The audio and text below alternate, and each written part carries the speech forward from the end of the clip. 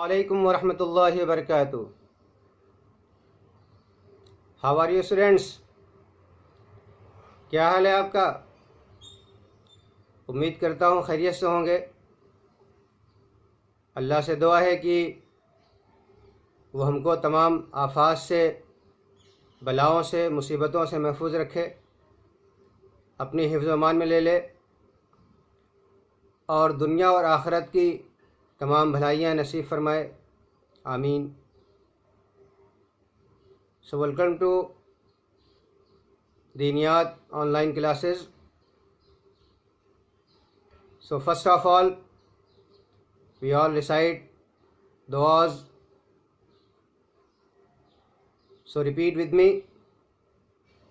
میں دعا پڑھوں گا اور آپ میرے ساتھ اس کو دہرائیں گے. اعوذ باللہ من الشیطان الرجیم. أعوذ بالله من الشيطان الرجيم. بسم اللہ الرحمن الرحیم. بسم الله الرحمن الرحيم. رب اشرح لی رب اشرح لي صدری صدري ویسر لی ويسر لي امری أمري واحلل واحلل عقدۃ عقدة من لسانی من لساني یفقہ يفقه قولی. قولي. بسم اللہ الرحمن الرحیم. بسم الله الرحمن الرحيم. رب یسر رب يسر ولا تعسر ولا تعسر وتمم وتمم بالخیر. بالخير. بسم اللہ الرحمن الرحیم. بسم الله الرحمن الرحيم. اللہم اللهم لا سهل لنا لا سهل لنا إلا إلا ما جعلته سهلا ما جعلته سهلا وأنت وأنت تجعل الصعب تجعل الصعب إن شئت إن شئت سهلا. سهلا. بسم الله الرحمن الرحيم. بسم الله الرحمن الرحيم. ربي زدني ربي زدني علما علما. ربي زدني ربي زدني علما علما. ربي زدني ربي زدني علما. علما. Oh Allah, Oh Allah, increase our knowledge. increase our knowledge. So students, today we read about lesson number 3, from death to grave. یعنی آج ہم جو لیسن پڑھیں گے اس لیسن کا جو ٹاپک ہے وہ ڈیتھ ٹو گریو ہے، یعنی ڈیتھ، موت سے لے کر کے قبر تک. موت سے لے کر قبر تک کیا اسٹیپس آتے ہیں، کیا مراحل آتے ہیں، ہم کو اس دوران کیا کیا کرنا چاہیے، کسی کی موت سے لے کر اس کو قبر تک پہنچانے تک، وہ آج انشاءاللہ ہم سیکھنے کی کوشش کریں گے. دعائیں ہم نے پڑھ لی ہیں، یہ دعائیں ہر لیسن سے پہلے پڑھ لیا کیجیے. یہ دعائیں انشاءاللہ ہماری زندگی میں خیر و برکت لے کر کے آئیں گی. So first of all, we know about that when death comes, جب موت آئے اس موقع پر کیا عمل کرنا چاہیے. ایک بات ذہن میں کلیئر رہے اسٹوڈنٹس، اللہ تعالیٰ نے قرآن مجید میں ارشاد فرمایا ہے کل نفس ذائقۃ الموت، ہر نفس کو موت کا مزہ چکھنا ہے.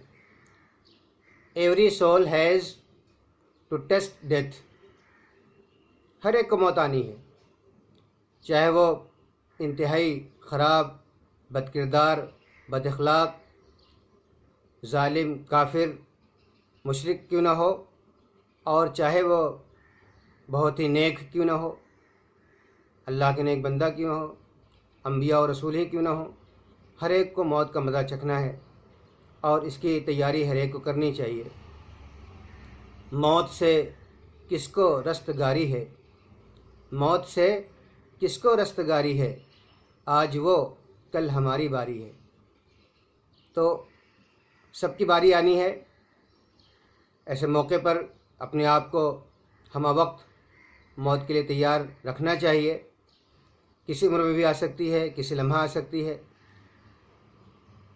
آج کل جو حالات ہیں ان میں تو اور اللہ سے تعلق ہمارا مضبوط ہونا چاہیے اور موت کی یاد دہانی کرنی چاہیے۔ اب موت آنے پر کوئی گھر ایسا نہیں ہے جو اس کا شکار نہ ہوتا ہو، ہر ایک کے یہاں کسی نہ کسی کا انتقال ہوتا ہے یا ہوگا۔ تو ایسے موقع پر ہم کو کیا نصیحت کی گئی ہے، شریعت نے کیا احکامات دیے ہیں، وہ ہم کو جاننا ضروری ہے۔ اور اسی کے ساتھ ساتھ کہ میت کو نہلایا کیسے جائے، اس کو کفن دفن کیسے دیا جائے، وہ ساری چیزیں ہمارے لیے جاننا بہت ضروری ہے۔ آج کل کے حالات میں اور زیادہ ضروری ہے۔ کسی وقت موقع مل سکتا ہے، افراد ہمارے ہو سکتا ہے ہمارا ساتھ نہ دیں، ہم کو خود سارے کام انجام دینے پڑیں، اس لیے باتیں سیکھنا اور زیادہ ضروری ہو گیا ہے۔ تو فرسٹ پوائنٹ از دیٹ کہ when the death of a person is near, جب ہم دیکھیں کسی کی موت قریب آ گئی ہے، اس کی کیفیت ایسی ہو رہی ہے، اس کی حالت ایسی لگ رہی ہے کہ اب اس کی موت آنے والی ہے، اس کی باڈی لینگویج سے پتہ چل جاتا ہے، اس کے سانس لینے کے اسٹائل سے پتہ چل جاتا ہے کہ اس کی موت قریب آ چکی ہے۔ تو جب ہم کو ایسا احساس ہو ہمارے کسی قریبی کے تعلق سے، تو سب سے پہلا جو کام کرنا ہے وہ یہ ہے کہ یو ہیو ٹو انکریج ہم ٹو سے کلمہ طیبہ، کہ آپ اس کو کلمہ طیبہ کا ورد اس کے سامنے کریں گے، کلمہ طیبہ پڑھنے کی تلقین کی جائے گی۔ یہ نبی کریم صلی اللہ علیہ وسلم کا ارشاد گرامی ہے۔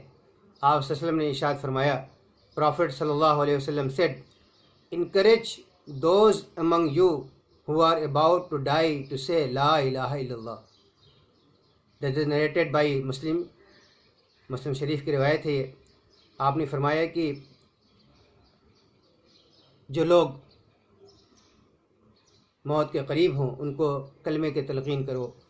اب اس کا تلقین کا مطلب یہ نہیں کہ اس کو کہا جائے گا کہ کلمہ پڑھو، اس لیے کہ وہ ایک خاص کیفیت میں ہے، اور وہ اس موقع پہ اگر اس کو زیادہ اصرار یا زیادہ زور دیا جائے تو ایسا بھی ہو سکتا ہے کہ اس کا انکار کر بیٹھے۔ تو اس کا سب سے بہتر طریقہ یہ ہے کہ اس کے پاس بیٹھ کر کے اس کو بغیر کچھ بولے ہوئے اس کے پاس بس بیٹھ کے کہا جائے گا، کلمے کو دہرایا جائے گا۔ اس کے ساتھ پاس بیٹھ جائیں اور دھیرے دھیرے کہ اس کو سننا جو ہے ناگوار بھی نہ ہو، اور نہ اتنی دھیمی بولیں کہ اس کے کان تک آواز بھی نہ پہنچے، درمیانی آواز سے اس کے پاس بیٹھ کے کہیں گے لا الہ الا اللہ محمد الرسول اللہ، لا الہ الا اللہ محمد الرسول اللہ، لا الہ الا اللہ محمد الرسول اللہ۔ اس طرح جب ہم کلمہ پڑھیں گے اس کے سامنے بیٹھ کر، تو اس کے زبان پر بھی اللہ کے رحمت سے امید ہے کہ کلمہ جاری ہو جائے گا اور پھر اس کی موت کلمے پر ہوگی۔ اب یہ کلمہ کے ورد کرتے کرتے پھر اس کا انتقال اگر ہو جائے تو اب دوسرا کام کرنا ہے، وہ کیا ہے کہ after the death of a person close his eyes, اس کی آنکھیں بند کر دی جائیں، cover his body with a cloth, اور اس کو پوری باڈی اس کی ایک کپڑے سے ڈھک دی جائے، اور اٹر گڈ ورڈس نیئر ہم، اور اس کے بارے میں اچھی باتیں کی جائیں، اچھے الفاظ ادا کی جائیں اس کے تعلق سے، کہ ہاں کتنا اچھا شخص تھا، کتنا بھلا آدمی تھا، کتنا اخلاق والا تھا، کتنا دوسروں کو کام آتا تھا، کتنا عبادت کرنے والا تھا، کتنا اللہ والا تھا۔ اس طرح کی باتیں اس کے بارے میں کی جائیں۔ بہت اہم بات ہے یہ، اور اس کا سب کو خیال رکھنا چاہیے، اس لیے کہ نبی کریم صلی اللہ علیہ وسلم کا ارشاد گرامی ہے۔ پروفٹ صلی اللہ علیہ وسلم said, whenever you attend to a patient or a dead person, speak good things, because at such times the angels of Allah say Ameen۔ کتنی پیاری بات کہی آپ صلی اللہ علیہ وسلم نے۔ آپ نے فرمایا کہ جب تم کسی مریض کے پاس جاؤ، کسی مریض کی عیادت کرو، یا کسی بیمار کی عیادت کرو یا کسی ڈیڈ پرسن کے پاس جاؤ، تعزیت کے لیے جاؤ، میت کو دیکھنے کے لیے جاؤ، تو کیا کرو؟ اسپیک گڈ تھنگس، اس کے بارے میں اچھی باتیں بولو۔ کیوں اچھی باتیں بولو؟ اس لیے کہ تم جو باتیں بولو گے اس پر فرشتے آمین کہیں گے۔ اس کے بارے میں تم نے کچھ دعا کی، فرشتے آمین کہیں گے۔ اس کے بارے میں تم نے کچھ اچھی باتیں کی، فرشتے آمین کہیں گے۔ ایک مرتبہ نبی کریم صلی اللہ علیہ وسلم نے اپنے کمپینینز کو دیکھا کہ وہ ایک میت کے بارے میں اچھے الفاظ ادا کر رہے ہیں، تو آپ صلی اللہ علیہ وسلم نے یہ سن کر فرمایا پیراڈائز از واجب شور فار ہم، جنت اس کے لیے واجب ہو گئی۔ O people you are witnesses of Allah upon earth, when you speak good about someone dead, Allah will make him enter the paradise, and when you speak ill about someone, Allah will make him enter the hell.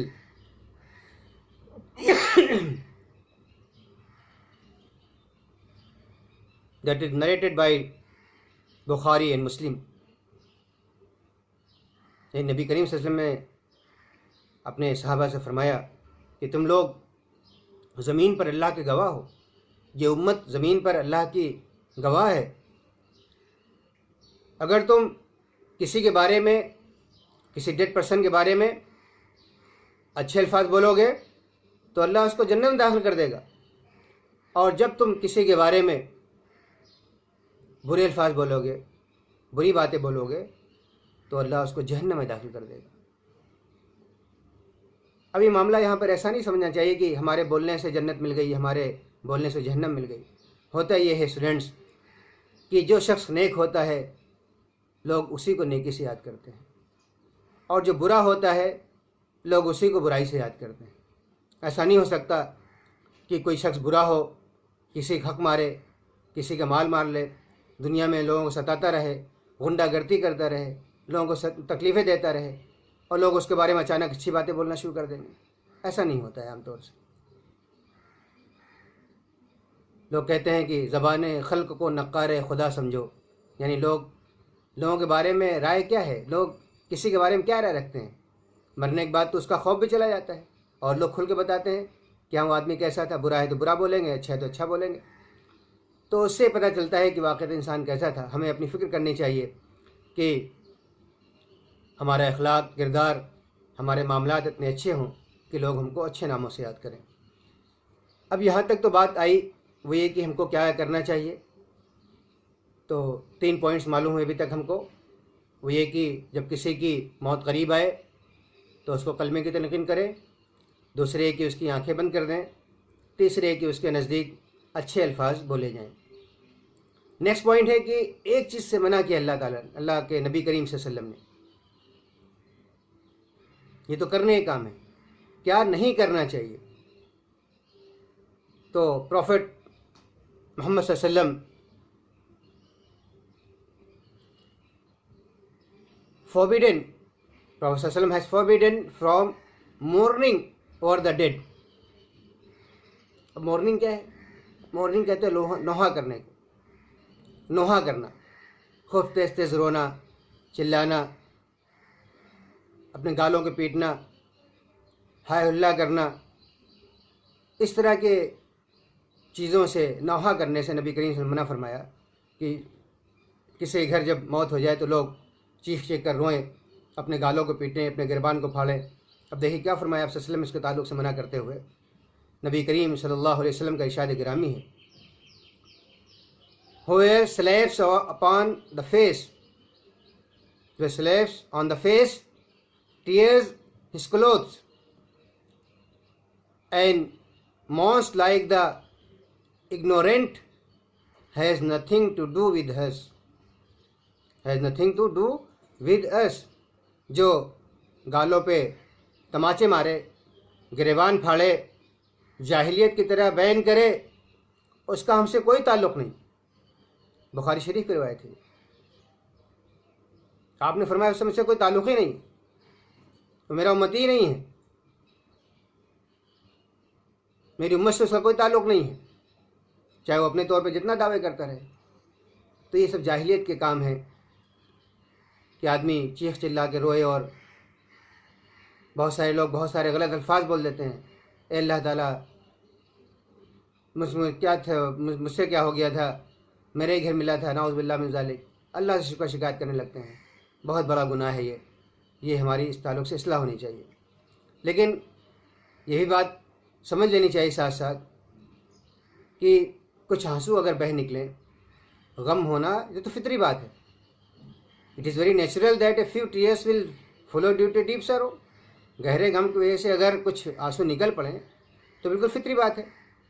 خود نبی کریم صلی اللہ علیہ وسلم کہ جب بیٹے حضرت ابراہیم رضی اللہ عنہ کا انتقال ہوا اور آپ کی نواسی حضرت امامہ بنت زینب رضی اللہ تعالی عنہ کا انتقال ہوا تو آپ صلی اللہ علیہ وسلم کے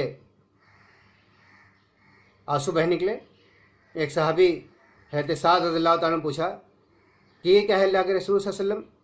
یا ان کے ذہن بات آئی کہ آپ نے تو نوحہ کرنے سے منع کیا ہے، نوحہ کرنے سے روکا ہے، بیان کرنے سے روکا ہے، تو آخر پھر آپ صلی اللہ علیہ وسلم کیوں رو رہے ہیں؟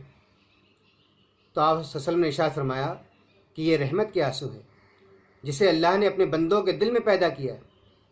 اللہ اپنے رحم کرنے والے بندوں پر رحم کرتا ہے، یعنی یہ تو رحمت ہمارے دلوں میں ہے۔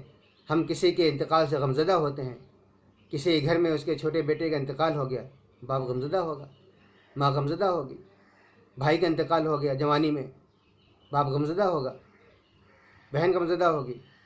تو رشتہ داروں کے انتقال پر غم کا ہونا، آنسوں کا بہنا، یہ فطری بات ہے، اسے نہیں روکا گیا ہے۔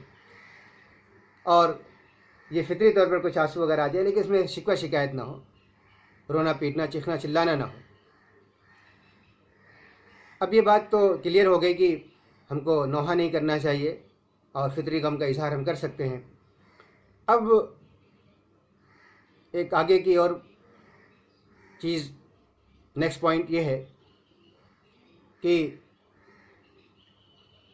جب ہمارے ہاں کسی کی وفات ہو جائے، یعنی جس کے گھر میں کسی کی وفات ہو جائے تو اسے صبر کرنا چاہیے اور ایک خاص دعا پڑھنی چاہیے۔ وہ دعا ہے، ہمارے ساتھ پڑھیے آپ دعا وہ، اللہم اللہم اجرنی اجرنی فی مصیبتی فی مصیبتی وخلف لی وخلف لی خیرا منہا۔ خیرا منہا۔ اللہم اجرنی فی مصیبتی وخلف لی خیرا منہا۔ آپ نے دعا پڑھ لی، ماشاءاللہ، اس کو یاد کر لیجئے، بڑے کام کی دعا ہے یہ۔ اس کا مطلب یہ ہے کہ او اللہ، give me the reward over his calamity that has befallen me and give me something better in replacement of this۔ یعنی اللہ مجھے میری اس مصیبت پر اجر عطا فرما اور مجھے اس سے بہتر بدلہ فرما۔ یہ بخاری مسلم کی روایت ہے، narrated by Bukhari and Muslim. آپ صلی اللہ علیہ وسلم کا ارشاد گرامی ہے کہ کسی کو کوئی مصیبت پہنچے، کسی کو کوئی تکلیف پہنچے، اس کو دعا پڑھنی چاہیے، نہ صرف انتقال کے وقت بلکہ اور مواقع پر بھی۔ کوئی ہم کو مصیبت پہنچے تو کیا کرنا چاہیے کہ اللہ تعالیٰ ہم کو مصیبت پہ صبر عطا فرما اور اس سے بہتر بدلہ فرما۔ یہ لیسن کے پوائنٹس تو ہو گئے، ایک ٹاپک کمپلیٹ ہوا یہاں پر۔ میں اس دعا کے تعلق سے ایک واقعہ آپ کو سناتا ہوں، بڑا اچھا لگے گا آپ کو، کیسے اللہ تعالیٰ اس دعا کی برکت عطا فرماتا ہے۔ حضرت ام سلمہ رضی اللہ تعالیٰ عنہ، یہ وہ صحابیہ ہیں جنہوں نے بالکل ابتدا میں ہجرت کی، اور آپ کے شوہر بھی بڑی مصیبتوں کا شکار ہو کر کے آپ کے پاس مدینہ آئے، حضرت ابو سلمہ رضی اللہ تعالیٰ عنہ۔ بہت ہی اچھا یہ خاندان مانا جاتا تھا۔ مدینہ میں وہ دونوں جب قیام پذیر ہو گئے، کچھ مہینوں کے بعد حضرت ابو سلمہ رضی اللہ تعالیٰ عنہ کا انتقال ہو گیا۔ ام سلمہ رضی اللہ تعالیٰ عنہ بہت پریشان ہوئی، دیار غیر میں سارے خاندان والوں کو چھوڑ کے ہجرت کر کے آئے، نہ میکے والے ہیں نہ سسرال والے ہیں۔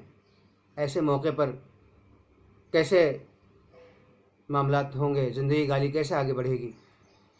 نبی کریم صلی اللہ علیہ وسلم نے ان کو یہ دعا سکھائی، پیغام کو بھجوایا کہ یہ دعا پڑھیں، اللہم اجرنی فی مصیبتی واخلف لی خیرا منہا، کہ اللہ مجھے میری مصیبت کا بہتر اجر عطا فرما اور مجھے اس سے بہتر عطا فرما۔